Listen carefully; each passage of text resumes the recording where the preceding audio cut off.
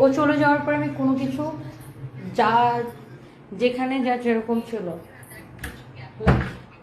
দেখেন কাপড় চোপড় আলমারিতে যেখানে যা যেরকম ছিল সব জায়গায় ওরকম রেখে দিছে, মানে একটা জিনিস একটা সুন্দর সরাই নেই।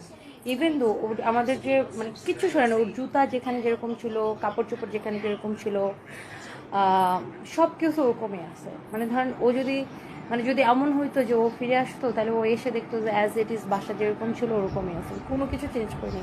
ওর একটা জিনিসও আমি কিছু করিনি, যেভাবে ছিল ওইভাবে।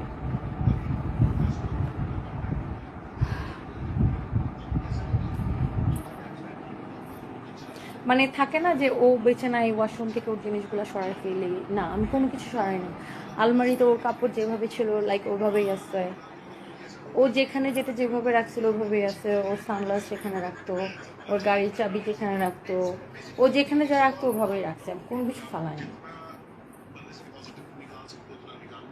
আমার সাহসই হয় না, মানে আমি মনকে বুঝাইতেই পারি না যে ওর এত কাপড় চোপড় আমি এগুলা মানে টাচ করবো বা কাউকে দিয়ে দিব, ওই সাহসটাই পাই না। মনে হয় যে এটা এখনো আমাদের বাসা, এরকম মনে হয়।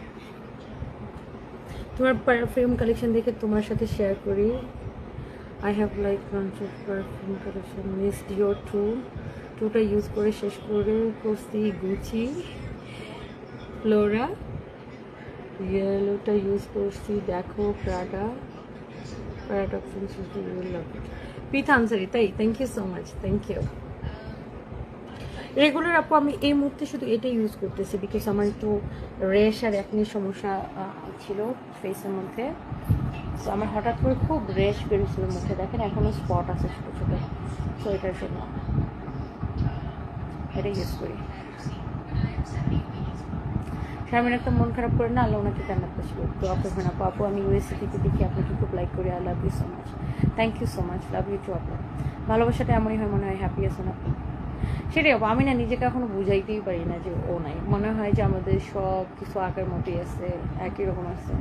লাইক আমার বাসায় যেখানে যেটা যেভাবে থাকতো এখনো ওভাবেই আছে। ওর জিনিসপত্র একটাও আমি কিচ্ছু সরাইতে দিইনি। ওর জুতা যেখানে থাকতো ওভাবে জুতা আছে, ওর কাপড় চোপড় যেখানে থাকতো, ওর যেটা যা যেখানে যে ছিল